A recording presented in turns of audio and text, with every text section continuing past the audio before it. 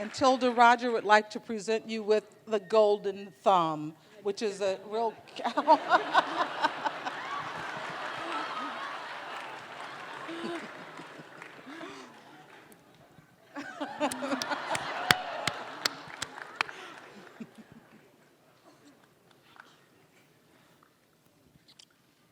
We'll take this. Take it away. Actually, send it to Scotland. Michael Barker, will you come join us? And Cartina Richardson. They will conduct the Q&A with you. Oh, don't sit down. Sit in the central seat. Yes, I do.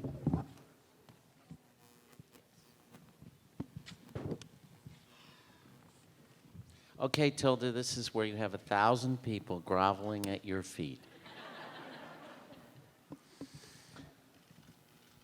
It's an amazing experience in this theater, I have to tell you. It is so powerful. And the first question I want to ask you is to tell us about the director, because every frame of that film is informed by a great filmmaker. And he's a filmmaker a lot of the people in this room do not know. So I wonder if you could talk about him. Well, I think, Michael, you're one of the people who I chewed the ear off for over a decade about Luca Guadagnino. I told all my friends, I have this friend in Italy and we're developing a film together, and he's never made a film before, but he's a master. And they all thought, yeah. And Luca, I think I met him when he was 22, and he was a master then, and he'd never even made a short film. This is, in fact, his third feature, but it's sort of the first to make its way out of Italy. And yeah, we developed it together over, I say it's 11 years, because I date it from when my children were a year, we started talking about this film. And they're now 13, so we're still working on it. But how does a movie like that take 11 years to put together? I don't know how a movie takes less than 11 years, to be honest with you. Most of the films I make take at least that time. We made 2 films together before, and the one before this was the first one we made was literally diametrically opposed to this film. It was, I have this habit when working with filmmakers, we make a film and then in the edit we will dream up the next project, which is always 180 degrees away from what we're doing at the moment, like a kind of palate cleanser to refresh your curiosity. We made a completely insane experimental film called The Protagonists about murder. And while cutting that, we started to fantasize about something really, really romantic and tragic. Those were the 2 words I remember. And just imagining how something could be really romantic and really tragic at the same time. And then we made another film, which was I don't even know how to describe it. It's an interview with me. I mean, you can't call it a documentary. That would make it too highfalutin. It was just a conversation with me and a close-up. And during the course of the conversation, we talked about everything, life, death, and filmmaking. And at some point, we started talking about love and some idea that I was expounding at the time about love. Anyway, and when we were cutting that, we decided to take that as the central sort of story, or the beginning, the genesis of a story, that this whole romantic tragedy might be wrapped around. We were thinking about the revolutionary aspect of love. We wanted to make a story about a revolution of love that happens in the life of a woman that I would play. That was kind of all we had. And then we slowly started to work like detectives. We went, well, if it's going to be really revolutionary, then she has to be placed in a milieu that's somehow breakable, that will just dissolve when this love breaks out. And so we started to think about this kind of milieu. And it took 11 years. What can I tell you? That's one of the things that I love the movie. From the moment I saw the trailer, which was, I don't know, months ago, I was immediately obsessed with it. Not only because it reminded me of Visconti, who is one of my absolute favorite directors, but because it was so large.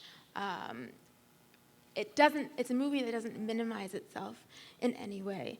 And I think it has a grandeur that I think, unfortunately, a lot of modern cinema has abandoned. And I guess when I say grandeur, I don't mean the grandeur, I'm not referring to the family's aristocratic status or wealth, but it's embracing of the theatrical or things that can't be expressed with words. And there's a great embracing of visual harmony that I don't see very often in many films. And I feel like if a movie abandons the visual harmony, it's like only using one arm and one leg. And that's what I loved about the movie. Oh, and speaking of Visconti, that was because I know the movie, it's so many comparisons to Visconti. One of the things that I actually noticed, or the comparisons that I drew, was that Visconti photographed his male characters in this very sensual way that is very rare, I feel like. He showcases their beauty. And I saw that in the way Guadagnino shot Luca and your lover, the boys. Yes, those are the similarities I found. We always were calling this film, when we were developing it, Visconti on acid. And of course, it's wonderful to hear you say that. You thought of Visconti. The great thing about being eternal film students is that you can, especially if you're quite poor ones, with no reputations to break or damage, which is how we felt. It's a great spirit in which to make a film, I believe, is that you can have the nerve to, quote Hitchcock one minute and Pasolini the next, and probably have a sense that no one's ever going to see the film anyway, so they won't accuse you of being pretentious. And we really, as we were saying in Scotland, gave that laldi. We really pushed that to the max. But it's interesting that you should mention the Visconti, but not in the milieu, because of course we were looking not so much at the milieu of the leopard, but more maybe Rocco and his brothers, which is of course another great film set in Milan about a family. And for the character of Emma, we were very much looking at Alida Valli and Senso. Inarticulacy. That's the thing that we were. The filmmakers who have a kind of healthy respect for inarticulacy were the filmmakers we were looking to. And Hitchcock is, of course, one who always said, let the camera tell the story and let the dialogue just be atmosphere.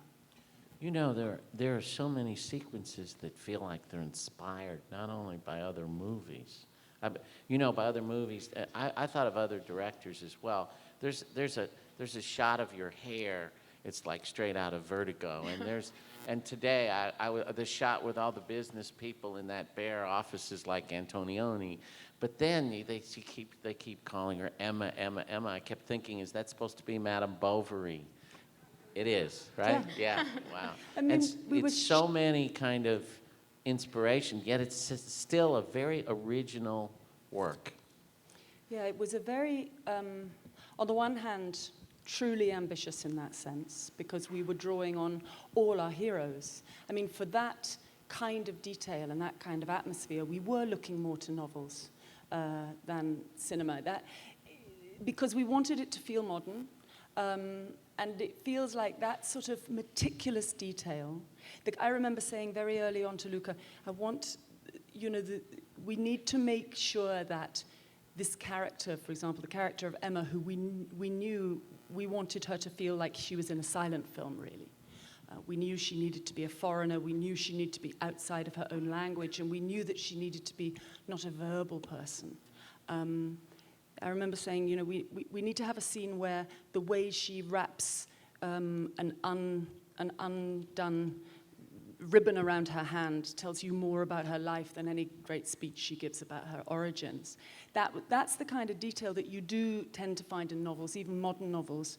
But of course we were, you know, we had the nerve to look at Tolstoy and Flaubert and Thomas Mann, as I say, like But film if students you know, do. it would be interesting. If you read a screenplay that just had the dialogue, you wouldn't know what was really going on. You know, when she steals that book, Well, nothing that's is just really amazing. It's all visual. Nothing's really said that's particularly interesting in the film. But then I tend to be of the opinion that cinema went downhill since people started talking in it anyway. So, I feel that way often. What a bold, brave choice for John Adams for the music, and a fearless choice. And that music is seamless in the film. And then when the music and the film become so one and the same at the end, it's just powerful. It knocks you out. well, here's the thing. I mean, it was a kamikaze choice because we did, I think, a relatively unorthodox thing, and certainly kamikaze in the sense that, yes, this film may be about rich people, but this was made for no money, really. We fell in love with John Adams' Earbox, which, for those fans of John Adams know, is the sort of directory of all John Adams' work, round about the penultimate draft of the script. And we became completely convinced that this was the soundtrack of our movie, our little movie that we were going to make with our friends. And that was really stupid. That was dumb. Because famously, John Adams had never allowed any of his music to be used in any films. Scorsese has now used a track in Shutter Island, since we made our film, I would say. But we knew that not only had he never allowed his work to be in a film, but he was bound to be very expensive. But we not only shot whole sections of the film to the music, listening on earphones in between takes, but we and you know, it's very, very usual for films to be cut to soundtracks, but we actually wrote sections to the music. I mean, that whole last section you describe was actually conceived to that piece of music. So it really was a scary business. We were 2 weeks away from completing our shoot when I realized, when we were doing some moment of walking down a street and I was listening to the music again in between takes, when I turned to Luke and I said, no, this is really insane. We're in love with this music and we're making the film to it, and there is no way we're going to get it. We're going to have to write to him now. We're going to have to wise up to the fact that we can never have it, and then we're going to have to sit down and work out what bits of Wagner we like best, because that was really all we could imagine. And I sent out an email to the one friend I had in Northern California and said, do you or anybody, any of your friends know John Adams? And we kind of got to him somehow, and he came forth and made it happen amazingly. No, it was a really risky business, but anyone who's thinking of having that kind of kamikaze idea, have it and do it, because it does sometimes work. But I know from personal experience, when you ask for something, it's very hard to turn it down. Michael Barker is referring to a great moment of grace when I asked him for 18 years to re-release Orlando, and last year he did it.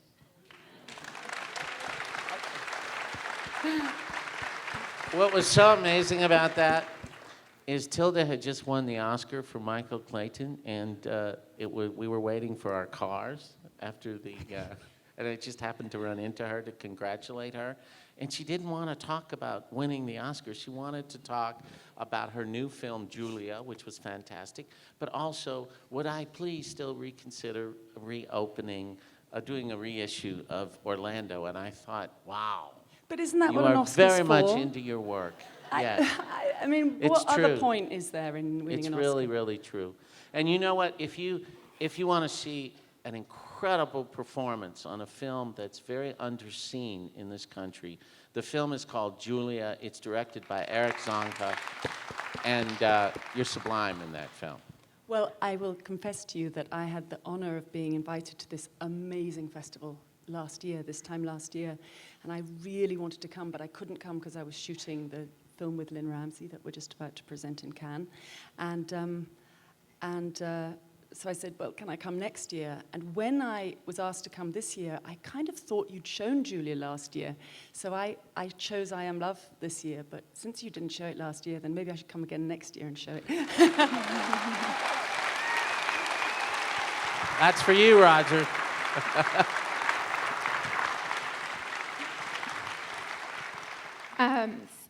Speaking of Orlando, a lot of the projects you work on seem you are kind of maybe mocking is not the correct word, but challenging our perceptions that gender roles are concrete or that we should be contained by gender. Is that a conscious choice, or do you just find yourself drawn to those projects just like in Orlando? Sorry. I think not just gender, but identity in general is something that I'm always a little confused by. I'm always a little confused by the idea that society sets up these ways of encouraging people to believe that they have to opt for one identity and they're stuck with it for the rest of their lives and they can never move out of it, you know. The second you become conscious that you're a girl, you have to behave in a certain way, or you have to look a certain way, or the second you become conscious that you're a man, there are certain things you can never do, or when you become a mother, then, you know, that cuts off various limbs. And I'm always aware of my own desire to mess with that stuff. And I suppose that's the one thing that keeps me a performer, which is not something I don't really have any other attraction to being a performer, to be honest, but that kind of messing is what tickles me. In the beginning of Orlando, yes, I have to say that is one of the most magnificently sexual performances I've ever seen, even though, you know, you're a man in Elizabethan garb, I guess.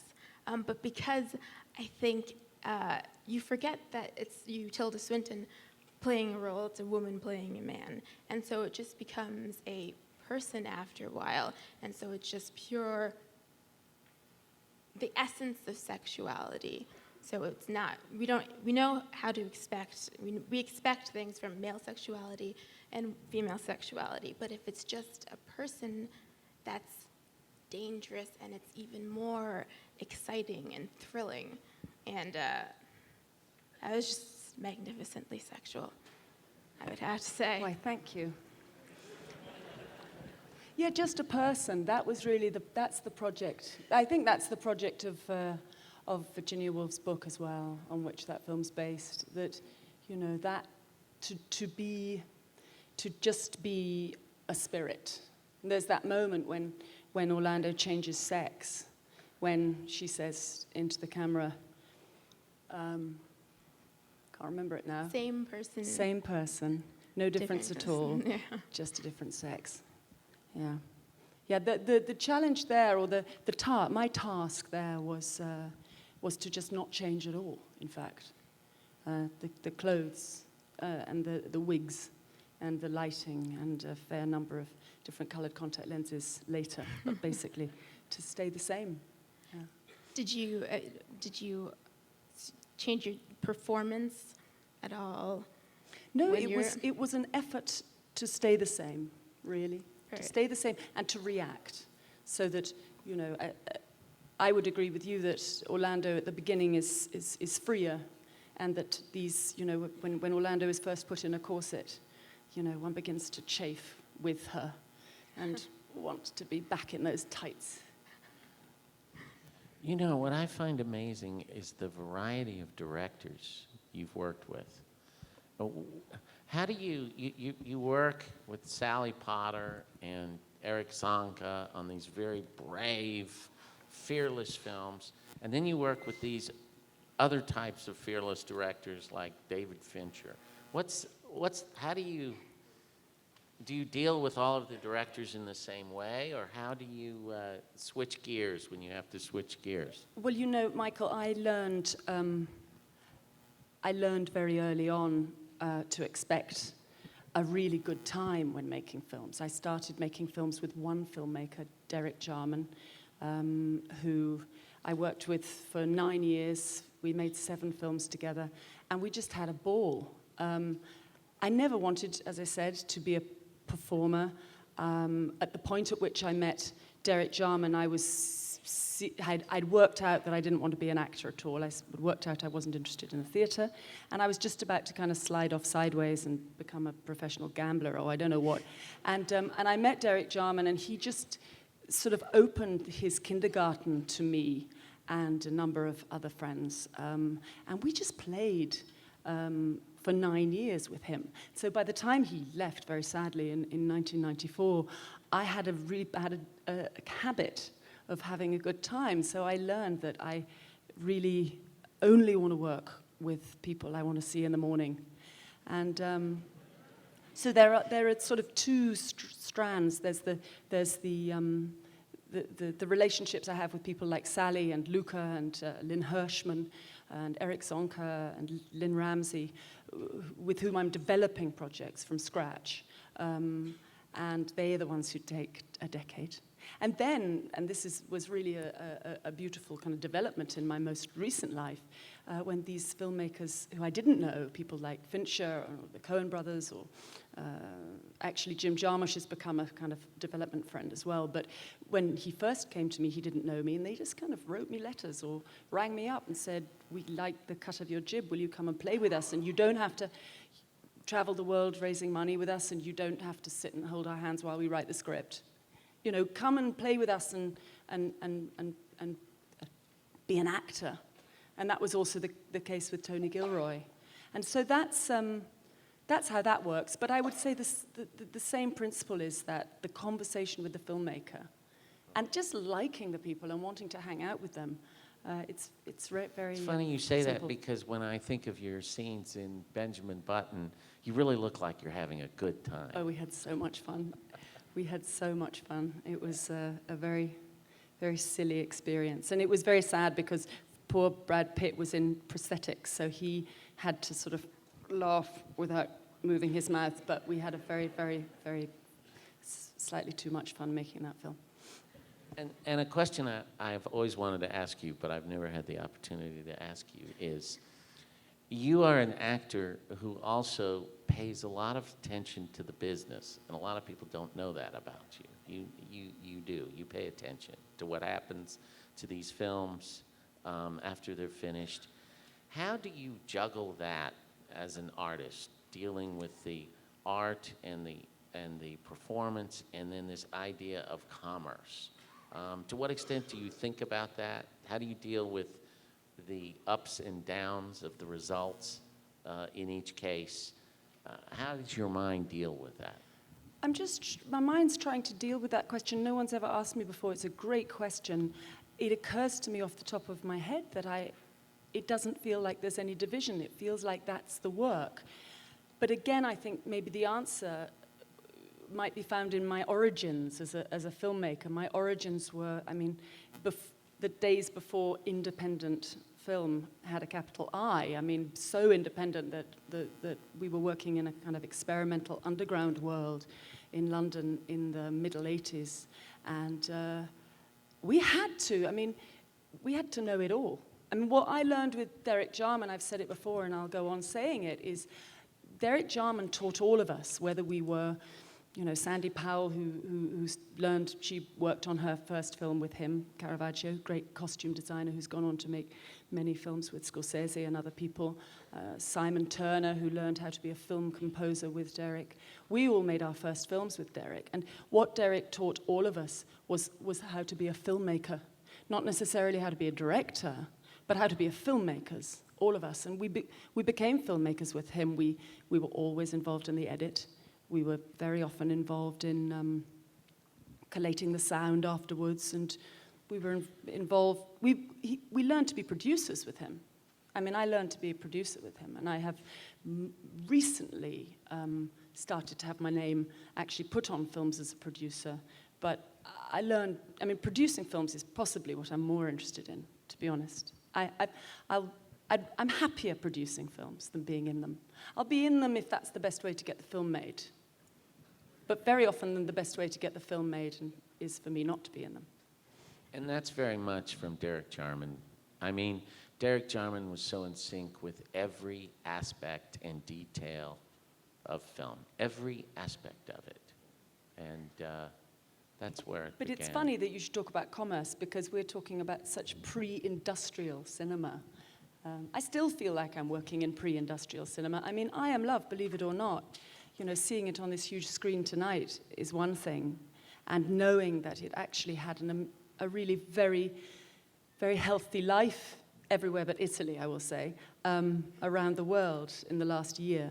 But that film was made in a very similar way to the ways in which we made films with Derek Jarman. It was a bunch of friends and pretty much no money and a lot of favors and all that good stuff. But so taking it around the world and trying to dream up the next one, it doesn't feel like it's about commerce, but of course it is.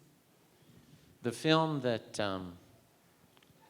Tilda just made in my neighborhood in Stamford, Connecticut, is going to be in Cannes in competition next week. So she's headed there next week.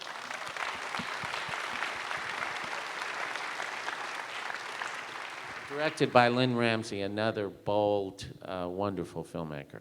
Lynn Ramsey, for those who don't know, is an extraordinary fellow Scot who, this is her third feature film. She made a great film called Ratcatcher, now about, I want to say, 12 years ago. It's quite a long time ago now, which was a really extraordinary film set in Glasgow, and then another film called Morven Calla. And the only reason that she hasn't made a film since is because she got caught up in one of those nightmare scenarios of developing a book that she had in galley form before it was published, and she was developing the screenplay. And while she was developing the screenplay and taking her time about it, the book became published and became a huge bestseller called The Lovely Bones. And she sort of let her option lapse. And Peter Jackson jumped in, and the rest is history. And so Lynn had to then take a deep breath and start again, and has chosen very well, again, I think, possibly even better, a book by Lionel Shriver called We Need to Talk About Kevin. Yes, exactly. Kind of terrifying book, which we're going to show next week.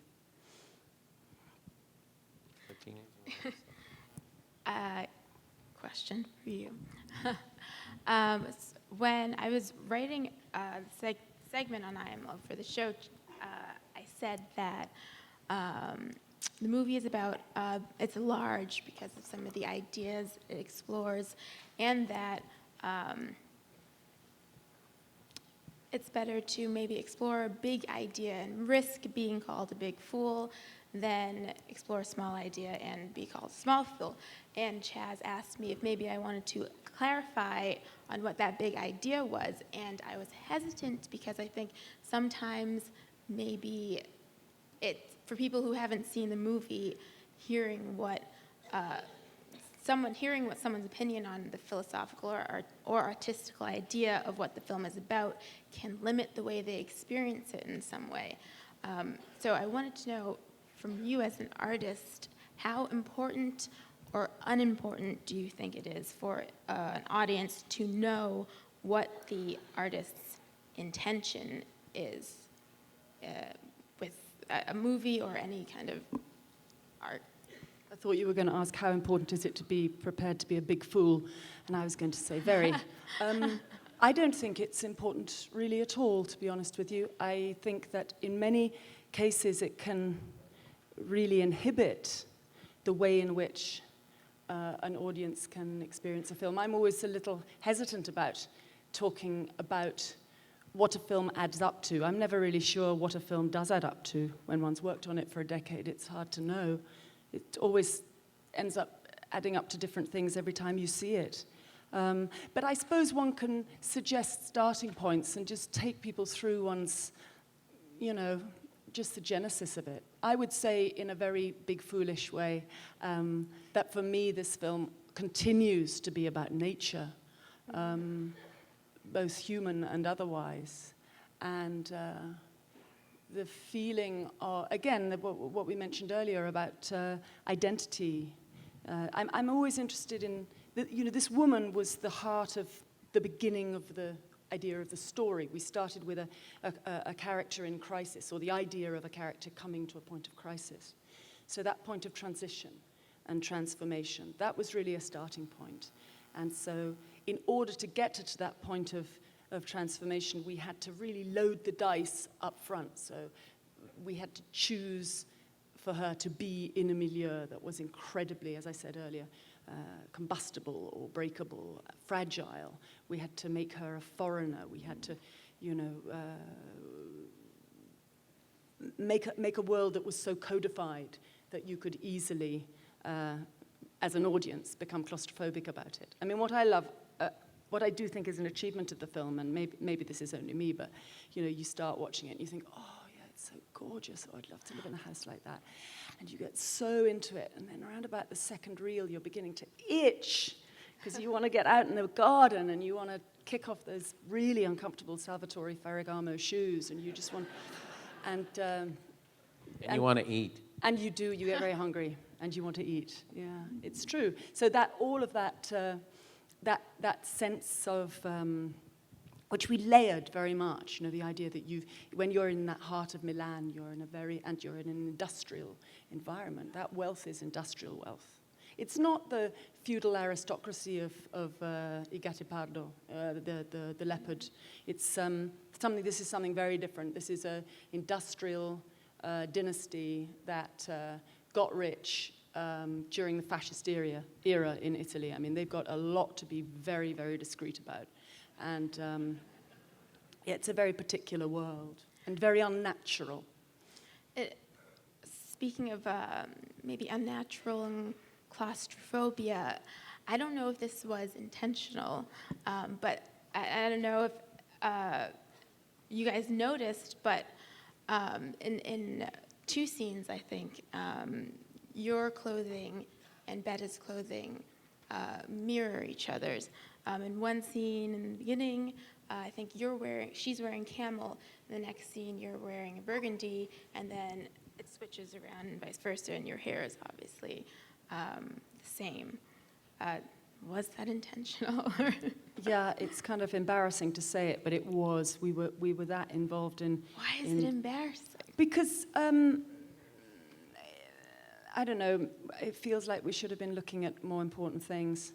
But we definitely needed that daughter to lead her mother into her liberation. In fact, both children do. Mm-hmm. The son introduces her to her love, and her daughter really brings into Emma's life this bell rings in her. When she reads that postcard, mm-hmm. that's talking about being in love. It's like she's hearing something ringing and she doesn't know what it is. And I remember saying that she must take that postcard like a dog with a precious bone and run somewhere to the bottom of the garden. And where can she go? And in Milan, the closest place you can go to the bottom of the garden is the top of the Duomo, which is like a forest. So she goes and she just tries to taste this sense of being in love. Or entirely led by the artist's daughter. You alluded to the fact that the film, there was something about the Italy being disappointing? Well, if there are any Italians here, they might be able to tell you that this is not unusual. No, it's not. That's why I think It's not it's worth unusual talking for about. little. I mean, you know, we're very used to films from the UK going down very badly in the UK. Little countries tend to eat their young. No, I remember when we had Crouching Tiger, Hidden Dragon, and Ang Lee said to me, you know, we made this movie so I thought it would be a huge commercial success in Asia, and it would be an art film in the rest of the world. It turned out the exact opposite, and in Asia, it was not a pure enough Asian film for a lot of the Asian audience. So I don't know, is it a problem they had with... Well, in Italy, there's something very specific. The word Berlusconi. You know, really, really there is an issue. Berlusconi has movie theaters, what can I tell you? And if your film's not made by his company, you don't really get in. You certainly don't get into competition in Venice if you're an Italian film. It is the truth. And so there you have it. That's the start. There was always that feeling amongst many people that Berlusconi, it was very important to be in Berlusconi's good graces to be the Italian entry for the Oscar. So I don't know to what extent that's true, but there was always gossip about that over the years. We'll open for a few questions.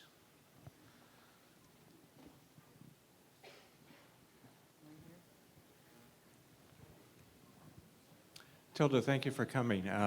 You touched on what I was thinking about in Milan. I enjoyed the street scenes in Milan, kind of a world away from Champaign-Urbana. But the Duomo Cathedral, the Da Vinci Chapel, the Central Station, did you choose Milan? Did you choose some of those scenes? Is that a familiar? And how important was that setting to the movie? It was very important, really, because, as I said, having decided that this woman had to come from some kind of circumscribed world, we quite quickly decided that she should be, we wanted to make the film about capital. And so she had, I say we immediately knew that it was going to be an Italian family. I think there were a couple of days when we fantasized about her coming from New Orleans or something, I don't know, and it was going to be gumbo or something. But, such are the special pleasures of the poor.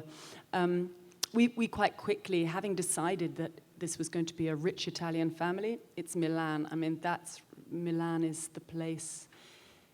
It's such a character in the film. If you know Milan, Milan feels like an perfectly normal industrial city. You'll be going down a street and it'll feel like a sort of business street. But inside that doorway, that quite modest doorway, if you go down there, you'll come out into some palace with a garden in which Leonardo played when he was a child.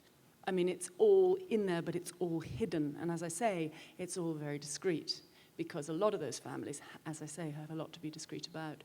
So it's not florid or it's not shameless.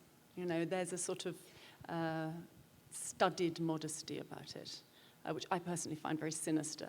But it's Milan, and it was very important to really cite the film. Those scenes when she's walking down the streets were really important. The architecture's important, I think. To your right. Hi, Tilda. Hi. I just wanted to say you're like my favorite actress ever, so if I get a little nervous, sorry. I just wanted to say, first of all, your performance in Julia was amazing. I was blown away by it. Second of all, your views on gender identity and all of that really helped influence me when I was younger, and it really has made me the person I am now, so thank you for that. But I wanted to ask you about, you were talking earlier about fluidity in identity, and I was wondering, how do you feel about that as an artistic performer? Because you also have done things with Pringle Scotland, and you've done spoken word things, but you're also an actress and a producer. So how do you see yourself fit in all of that? Well, I don't at all see myself fit. But I'm kind of good with that now. I'm out the closet. My name is Tilda, and I don't see myself fit. I find it very difficult to name myself anything, really. I still can't say that I'm an actress because it feels fraudulent. It feels like an insult to proper actors because it feels like I'm traveling on a fake passport. What am I? I don't know, really. I mean, in terms of the cinema, the thing I would write on my passport is film fan. Truly. And by the way, this gives me a nice segue to talking about Saint Roger Ebert. Yes.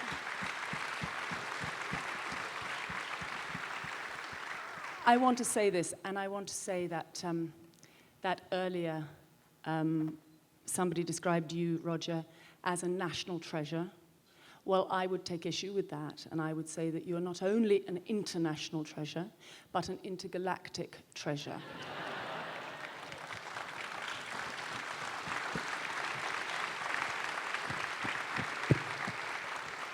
As they say on the end of the big Hollywood movies, throughout the universe in perpetuity. Really. And this festival is your festival, and it is a festival for film fans. And of course, a lot of you are academics, and a lot of you are incredible critics, and a lot of you are not filmmakers, and a lot of you are none of those things, but all of us are film fans. And I think that one of the reasons why you are so extraordinary, Roger, is that there are many film fans who want to be critics, and there are not that many film critics who are real, proper, paid-up film fans, and you are that saint. Truly. Bravo.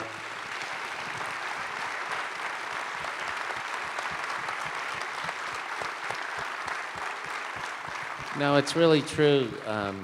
I come to this festival every year, and it's the only festival I come to just for purely personal reasons. There's no really business at hand at this particular festival for me.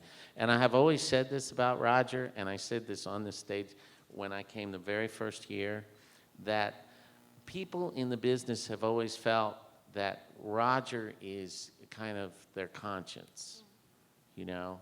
It's Roger, when you read him, when you talk to him, he's kind of guiding you. And I know studio heads that have felt this way before. And anyway, this is a wonderful, wonderful festival. He's your conscience, but he's also your enthusiasm. And I think that's the thing that so many critics and so many filmgoers really forget, is to continue to be enthusiastic. And every single time the lights go down, it's like fishing, you know, might be this cast. And you have that every single time I read a review of yours. It's your hopefulness is in the first line. And sometimes you don't catch fish. Well, so what? There's always another time. Okay, right here before you. First of all, I wanted to say thank you, Miss Swinton, for the picture earlier. It really means a lot to me. I think you and Mr. Ebert have something in common, that you love to explore the idea behind the human condition. So when you went about playing Emma and you started to get to her points of kind of freedom and to draw her away from her life as she knew it and her imprisonment and her claustrophobia, what did you seek as guidance? How did you find ways to show and showcase her freedom? Because you have a lot of these ranges of emotions that you show, from when you find out that the daughter, Betta, is in a homosexual relationship, and when you find out, you know, that the son is disapproving of your relationship with Antonio. How do you go about finding those little tiny moments in human condition that I think you and Roger explore so well? That's a great question. I think those moments of simply being alive, and we have those moments in the film for Emma.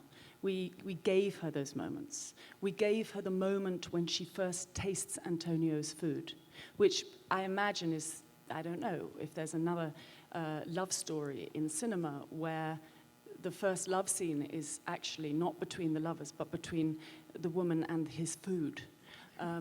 She literally falls in love with the sensory experience of what he has made for her.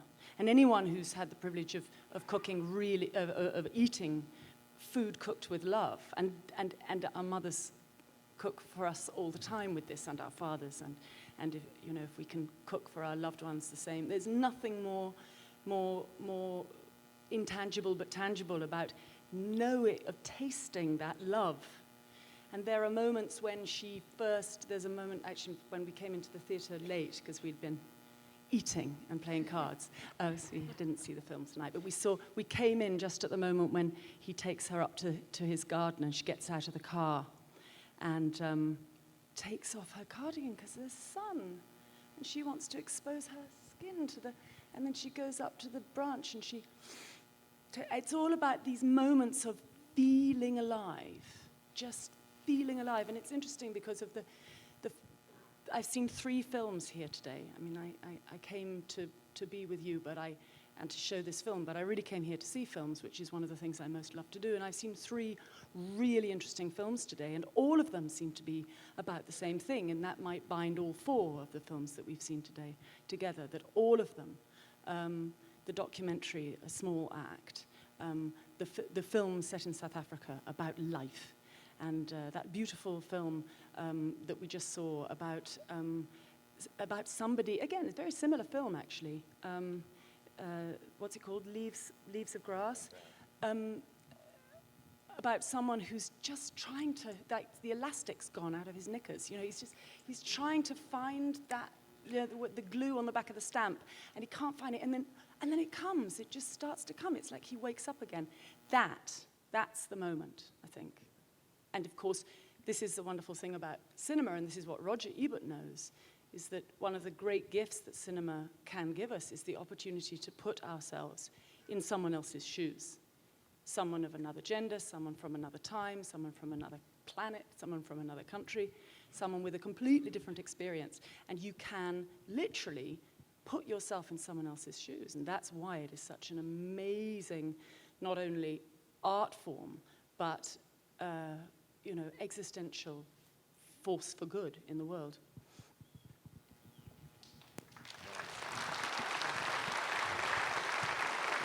From the balcony, up top, balcony.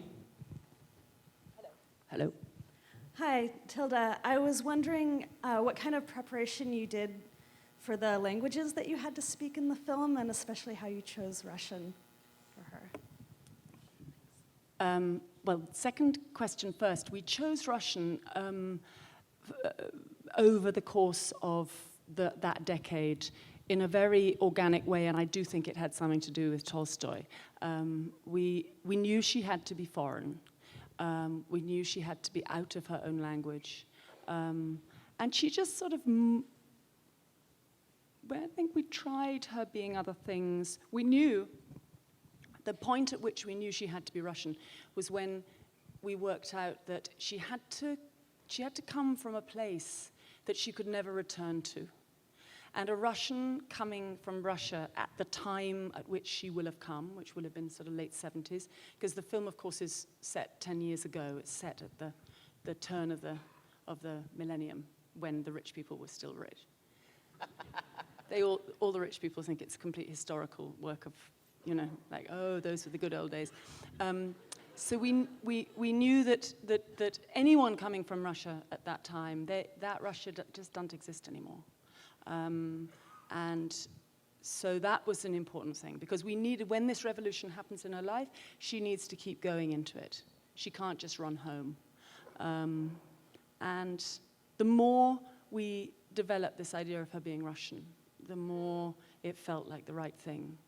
And there's something very particular, it's funny, and I feel sort of, again, talking about details that I'm embarrassed about. I'm embarrassed to say that I met a friend of mine, in fact, at the Orlando premiere, reheat premiere, at MoMA last July, courtesy of Michael Barker and Sony Pictures Classics. I saw again our Russian co-producer, Anya Vronskaya, because we shot Orlando. I knew Russia because we shot Orlando there all those years ago. And I realized all those years later, having been working on this film for over a decade, that she had been an inspiration to me because she had left Russia and gone to live in Washington, and has, been there for the last, 18 years. And she had seen I Am Love, and she was very moved by it and said, and I'm boasting now, but she said that the portrait of a Russian woman who had come into this completely foreign environment and learned, like an avatar, to sort of walk the walk and dress correctly and speak correctly and not put a foot wrong, was absolutely precise. And that feeling of little things breaking out in her and making her want to be natural again. She said that she'd had that experience as a Russian living in America. So it's very strange the way one has these influences and you don't even remember that you're having them. These strange little sort of pollen that comes through the air and takes root in your head, and you can't even feel it happening, but you get these strange inspirations. And what was your other question? Oh, languages. Well, I had, funnily enough, I had more Russian than I did Italian when we started making the film, or when we started pre-producing it. I was always one of those people, even though I'd hung out in Italy for years, I was always the person who said, when people said, "Do you speak Italian?" I'd say no. So I would always sit at the table and kind of listen in and never speak in a lazy way. So I was forced to speak Italian for the first time, which was a pretty merciless experience. And I had actually a very sweet coach, torturer. And I had a real proper kind of, I think she would be proud if I referred to her as a Stalinist dictator who taught me Russian. And she was amazing. And they just beat me up every day for a while. I can never speak Italian without a Russian accent. How many languages do you speak? Not enough, clearly. I think it's many is the answer. We're in the front here, right? Hi, first time I saw this film, absolutely brilliant. 2 questions. One, do you feel there's a difference in taking direction from, I forget the name of the director, but from taking direction from a director of this film where it's fueled almost purely visually and by music as compared to a director who relies on a screenplay?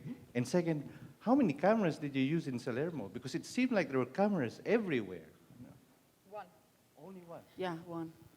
And there's only one Steadicam shot in the whole film. We're very proud of that, which is the shot when the dinner party, when you go down the stairs and then up again. Well, it's funny. The real difference or the real particularity about working on this film with someone like Luca, who I'd developed the project with for so long, is that I can't even remember one moment when he did direct me. I mean, when you've developed a project together for that long, you barely need to speak to each other at the end. You're just sort of grunting because you're on the same page. You know what's going on. And so apart from information that one may not be able to glean oneself, like, by the way, the frame ends here, there's not really that much needed. I mean, I have to say, talking about my varied experience, my experience of being a sort of pretend actor, that I think is much more difficult. It's more difficult for me, not being a real actor, to go into a project that I'm not that familiar with, where I come in on a kind of surgical strike for a week or 2 weeks, and find my way. I'm very lazy. I like to sort of work very slowly, and so developing something and being in every frame of it is much easier for me. It means you can really build something up slowly and with detail. And it also means if you get it wrong in one scene, it doesn't matter. You've got like another 30 to go. But if you come in for one day, it's really scary. And I haven't done that very often, and I have a huge amount of respect for the people who do. They kind of fly in like opera singers and nail it and then go home. Those are the professionals.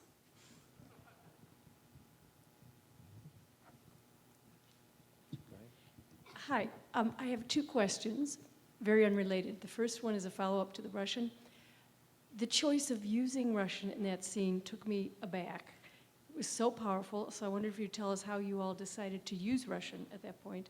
And the second question is about having fun making a film. I wondered if you could tell us about making the Chronicles of Narnia. Thanks. Well, we'd already always decided that Emma would only speak Russian with her eldest son. And in fact, there were a number of other scenes, not a number, but there were a couple of other scenes one of which we never actually shot because we were running out of time, and another which we did shoot, but we didn't have in the final cut, in which she was speaking Russian to him. She speaks Russian in the first scene when they're together in the kitchen, when he comes in, when he's had, been in the race and she's cooking the soup. It was just this thing that they spoke Russian together. And the Chronicles of Narnia, yes. Well, that's just pure sort of playing for me. I mean, I kind of feel that I've only been in one because I did turn up for half a day on the second and about 50 minutes on the third. But the first one was really extraordinary. I mean, for a film fan to go and to be on a film that size, I mean, it feels still like a complete fluke that I've ever been in a studio film. I mean, I never went looking to be in a studio film, but having been invited to be in a studio film, well, I mean, for me, it's really fascinating to try and understand how those juggernauts get made and how is it possible for them to retain any vestige of spirit when the creative decisions on those big films are made months before. And that's the thing that I find really different and interesting about working independently and working in studio films. The studio films I've made, though, which are only, I can fit them on one hand, they're all special effects films. And that's the nerd in me. That's Michael the geek. Clayton, though. Is that a studio film? That didn't feel like a studio film. It was made like an independent film, It was but it made was a like studio yeah, film. sure, but it didn't feel like it. It felt very small. I mean, relatively small. No, but the Constantine with big wings, and I mean, that's on the one hand, it's very exotic for me to work on those big films, but on the other hand, it's familiar because working with special effects geeks, it's not that dissimilar to working with Derek Jarman in the 90s when, we'd be working against blue screen. So it's just, and I love special effects geeks because they're real proper film fans and they're the ones who are really making the inroads. But it's a different thing, but I've had great fun doing it. Tilda, they've given us the honor of asking the last question for the evening, and it's about that fascinating photo of you pulling the Tilda's Magical Perambulating Film Festival portable cinema around through the Scottish Highlands. Can you tell us a little bit about that, please? With great pleasure. I live in the north of Scotland, well, it's not really a town, it's a big village called Nairn. And like so many, well, big places as well have this problem, but like a lot of little places all over the world, there's a sort of cinema-shaped space in the heart of the town, and you have to travel half an hour to go to the multiplex to see Harry Potter. And nothing else, I'm afraid. So a few years ago, I went to the greengrocers and I was walking down the high street and I saw this sign up over the disused bingo hall. There used to be a bingo hall where all the old ladies used to go and play bingo. And it said that it was up for rent, which really annoyed me because I had just decided to take up bingo and I was really looking forward to making it a kind of regular routine, going, on Wednesdays at 2 o'clock in the afternoon playing bingo. So anyway, I rang up the number, and the guy was in the village, so we met, and we went in, and within 15 minutes, I had shaken his hand and agreed to take it on. Now, shaking someone's hand in a Scottish property and saying that you'll take it on that's it. You have to sell your children to make it work. And I had literally no money to back it up with. And here's a nice thing. The following, 2 weeks later, I went to the Academy Awards, and I won an Academy Award. And I had my conversation with you about Orlando. And the studio that made Michael Clayton very, very sweetly gave me a little bonus of $25,000, which was the rent for the bingo hall for a year. So I got 2 things out of that Oscar. And so I rented the bingo hall, and I asked some friends of mine if they'd help me to just put on a film festival. And of course, my real fantasy is to have a cinema. I've always just wanted to run a cinema.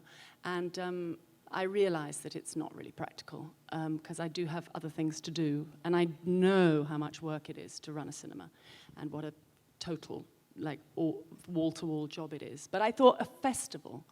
And at this time, I was talking to my friend Mark Cousins, who's a film historian, about another project, which I'll tell you about very briefly in a minute.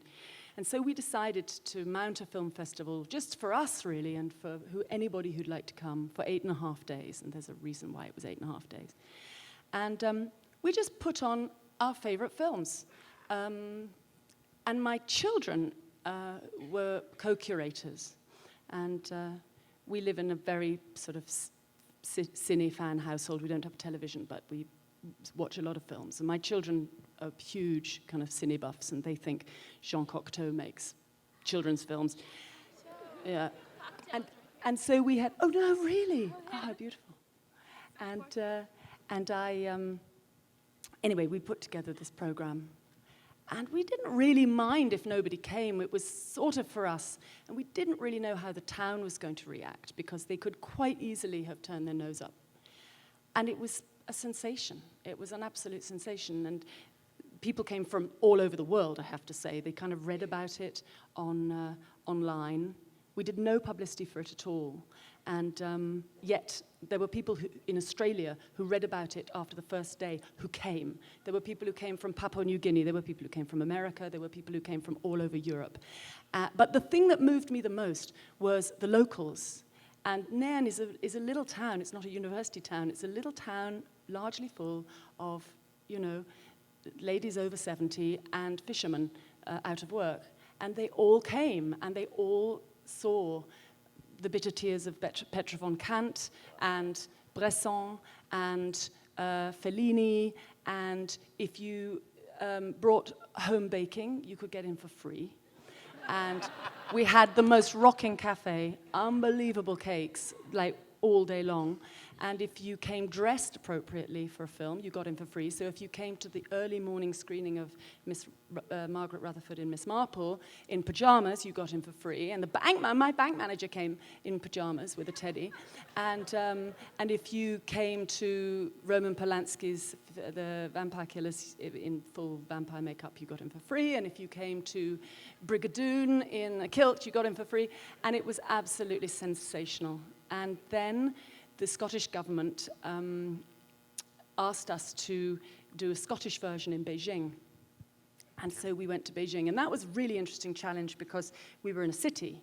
And we didn't exactly have the captive audience, because in Beijing there's lots of other attractions, like the Great Wall and things like that. But we had the Beijing Film Academy gave us their cinema, which is a very, it's nothing as beautiful as this. It's just a regular kind of urban cinema. And we made it into a highland midnight forest. And we brought these trees in, and everybody sits in beanbags always. And it was a riot. And we had all our favorite films. We had I Know Where I'm Going and Ratcatcher, and all subtitled into Mandarin. And then the third, this is the last bit, I'll tell you, then the following, everybody kept saying, when are you going to do another one in Scotland? And some people had bought the house behind our ballroom. We call it the ballroom because of the bingo hall. We discovered, having rented it, that it used to be, and hereby hangs a tale, it used to be, before it was the bingo hall, it was called the Ballerina Ballroom. And there were ladies, I say ladies because there are many more old ladies than old men where we live. And they would come in and they'd say, oh, this is where I met my husband. We came to a dance here. And with the Ballerina Ballroom was made fresh again for the first time in like 40 years. And these people bought a house behind and said we couldn't do anything ever again because the fire exit came out onto their drive. So that was a real bummer. And then we decided that we had to do something else. We'd make homelessness our friend. So we got a mobile cinema called the Screen Machine. We hired it. And we pulled it for an hour a day from the West Coast back to Nairn on the East Coast. And the very first day, that photograph in the program, such a funny photograph, the reason that I am just looking insane is because we never did any kind of rehearsal. We didn't know that we could pull this thing. It was a 43-ton vehicle. And we didn't know that anybody was going to turn up. So it could have just been me and Mark Cousins and my children and my sweetheart and our dogs. But it wasn't. It was 40-something volunteers, or pilgrims as we call them, because we called it a pilgrimage. And we picked up these ropes, and of course the world's media was there, which we hadn't planned for, but of course because the previous festival had been such a success, they were all there to see us fail. And we picked up the ropes, and we thought, oh well, you know, it's not going to work. And then it moved. And that's that photograph. We could not believe it. And we pulled that cinema into Glens, where there'd never been a cinema. And we showed Fitzcarraldo? Our first film was Burden of Dreams. Burden of Dreams, actually, the Les Blancs documentary. And we showed Sullivan's Travels, and we showed Macbeth at Corder, which is where the Macbeth castle is. And we showed Monsieur Hulot's Holiday when we got back to Nairn. And this is an interesting thing. We showed about place, about the space. We showed Brigadoon in the middle of a Highland moor. Now, when we chose Brigadoon, I will confess that it was a slightly kitsch choice. We kind of chose it for sort of, you know, it's a bit of a joke, and Sid Charisse, divine though she is, her Scottish accent is hilarious. And, you know, but seeing that film in that place, it was one of the most moving experiences I've ever had. And I have to say that film is now a real dear classic love of mine. Showing the Fassbinder film. I've never seen this Fassbinder film, Bitter Tears of Petra von Kant. I've never seen a better screening. I've sat in university audiences of that film, and I've never seen the film play better, because these people were just squeezing themselves into the screen, and you could feel the film kind of squeezing itself back towards the audience. I think this thing about collective experience and making a festival together, which is what you're all doing. This is your festival, inspired by Roger and Chaz and Nate, but that's what I'm feeling today, having been here for only one day, that you're all owning this experience, and you're seeing all these films together in the same day, and it's as if you've pulled this cinema along the street, and that's what happens at festivals. Anyway, that's what we do. Wow. Anyway, Can I just... I just have to beg your indulgence for 1 second, because I must remember to say this, because otherwise I'll kick myself. The reason that we choose 8.5 days is very important, because the project that was the genesis of this entire film festivaling project for us is a foundation that I've started with my friend Mark Cousins, inspired by my son. I'll just quickly tell you the story. I was asked by the San Francisco Film Festival several years ago to deliver a thing called the State of Cinema Address. And I was on the verge of writing them an email to say, no, thank you very much. I had thought State of Cinema sounds like, I don't know, I thought it was something about the industry. They were expecting something about the condition of the industry. And I really was not interested or knowledgeable enough to say anything about it. And before I sent the email saying no thank you, I went up to say goodnight to my children. And my son, who was 8.5 at the time, as I was saying goodnight to him, I was giving him a little dream here, because I sort of give him a little dream like this. And he said to me, he asked me this question. He said, Mama, what were people's dreams like before cinema was invented? And it literally blew my mind. And I went downstairs and I wrote a letter and I said, I was going to write the letter to say, hang on, maybe I'll have something that I'll write about. And instead I just wrote the speech. And I delivered it at the State of Cinema. And it's a letter to my son about being 8.5 and what access you may have when you're 8.5, if you're lucky enough. And he's a privileged child because he's the son of film fans, so he has access to Cocteau and Michael Powell and everything else. And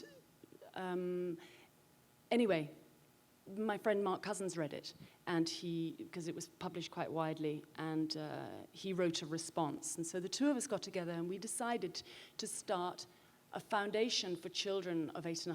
We want to establish, and we want it to be worldwide, which is why I want to tell you about it here, because we've established it now in Scotland, but my dream is that it should be all over the world, so that wherever you are, if you're in, Harare or Timbuktu or wherever, and you're 8.5, you could go online and you could go onto our website and you could see a small selection of films that we've curated, which are rare films that they will never be able to see in a multiplex. They'll almost certainly never see them on a telly, and they'll probably be films that their parents have never seen.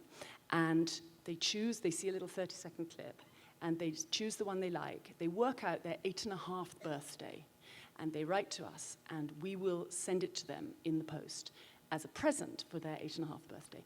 And we've already started it in Scotland, and you can go on the website and see it.